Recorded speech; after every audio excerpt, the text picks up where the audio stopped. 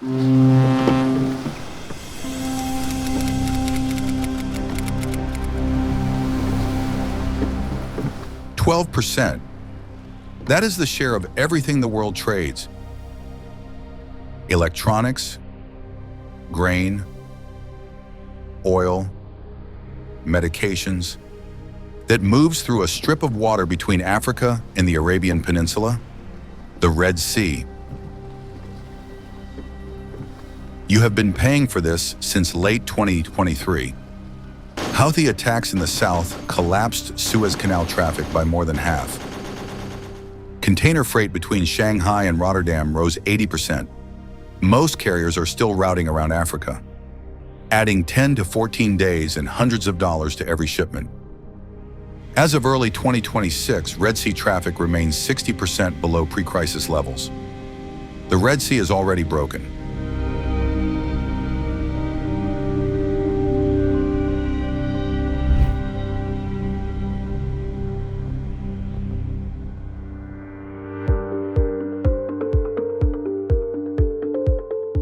At the southern entrance to the Red Sea sits a choke point called the Bab el-Mandeb, 25 kilometers wide. And on its shore, a city-state called Djibouti that has become something remarkable. The United States, China, France, and Japan, all operating military bases simultaneously, within sight of each other. This is the only place on Earth where American and Chinese soldiers operate within direct proximity of one another. Not metaphorically, physically, on the same small strip of coast. Over the last decade, the Red Sea has become a core arena of global and Middle Eastern competition. Foreign navies, Gulf monarchies, extra-regional powers converging on a strip of coastline that every superpower needs and none fully controls. This is the system that is about to absorb a new shock.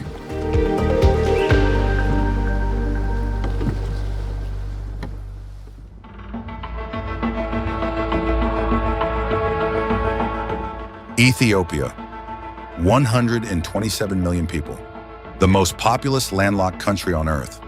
Since 1993, when Eritrea won independence, Addis Ababa lost its only coastline, including the port of Assab, sitting 60 kilometers from the Ethiopian border, rusting, barely used, and in the view of Ethiopian Prime Minister Abiy Ahmed, unacceptably wasted. Ethiopian officials have since raised the possibility of securing Assab through military means if diplomacy fails.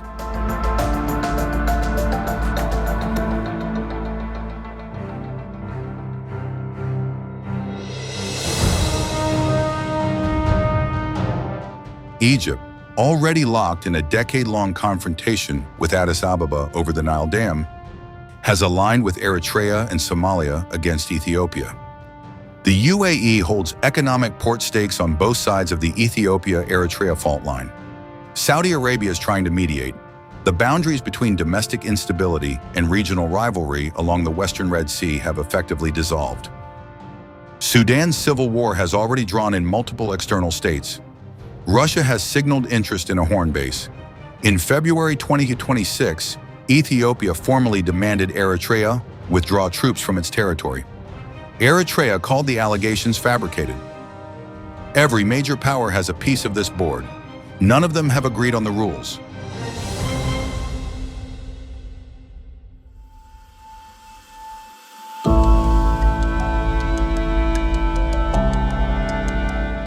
The Houthis prove one thing: a single non-state actor, and with missiles and a grievance, can cut global trade in half. A conventional war between two states on the western shore of the same waterway, where the United States, China, France, and Japan have already pre-positioned forces, is a different order of problem. The Houthis have warned they will resume Red Sea attacks if the 2026 Iran confrontation escalates.